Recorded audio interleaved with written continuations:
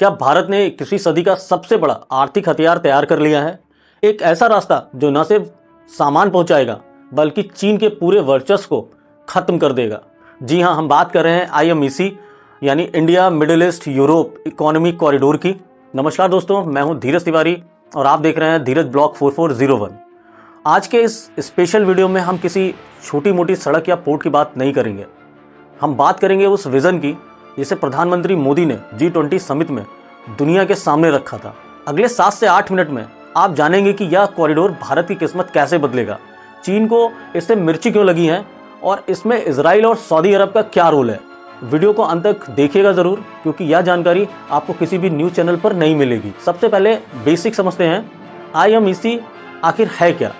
तो देखिए दोस्तों, इसे 2 हिस्सों में बांटा गया है।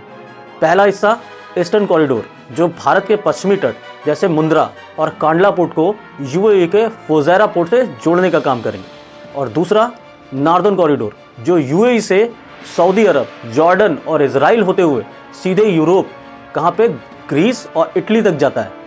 लेकिन यहां एक ट्विस्ट है, यह सिर्फ समुद्री रास्ता नहीं है। भारत से UAE तक सामान जहाज से जाएगा, पानी के जहाज से। उसके बाद UAE से इजराइल तक जो हाइपा पोर्ट है, वहां तक का सफर रेलगाड़ी से होगा और फिर वहां से दोबारा जहाज के जरिए यूरोप जाएगा। यानी समंदर और जमीन का ऐसा बेजोड़ मेल जो पूरी दुनिया के व्यापार का नक्शा बदल देगा। ये आने वाले समय की जरूरत है। अब सवाल आता है कि इसकी जरूरत क्यों पड़ी। इसका जवाब है चीन का BRI project, belt and road initiative. चीन पिछले 1 दशक से दुनिया भर में सड़कें और पोर्ट बना रहा है, लेकिन उसका जो तरीका है वो अलग है। क्या है, चीन गरीब देशों को भारी कर्ज देता है और जब वो देश पैसा नहीं चुका पाते हैं तो चीन उनके पोर्ट पर कब्जा कर लेता है, जिसे हम डेब्ट ट्रैप या कर्ज का जाल कहते हैं। भारत का IMEC इससे बिल्कुल अलग है। यह पार्टनरशिप और सम्मान पर आधारित है। चीन चाहता है कि पूरी दुनिया का व्यापार जो है वो बीजिंग से होकर गुजरे, लेकिन IMEC ने एक वैकल्पिक ग्लोबल सप्लाई चेन खड़ी कर दी है, जिसमें भारत एक केंद्रीय शक्ति बनकर उभरा है। अब बात करते हैं व्यापार की।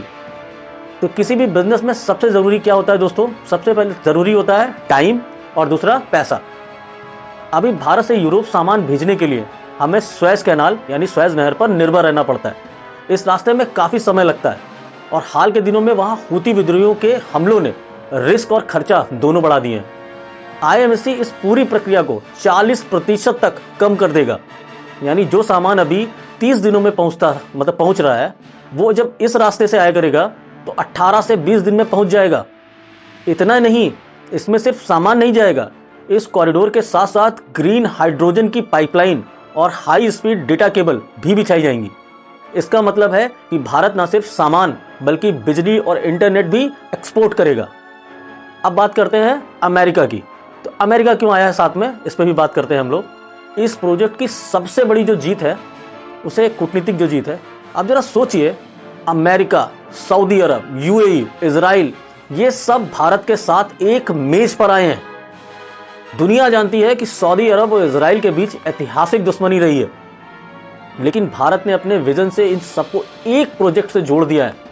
यह दिखाता है कि आज की ग्लोबल पॉलिटिक्स में भारत की आवाज कितनी बुलंद है।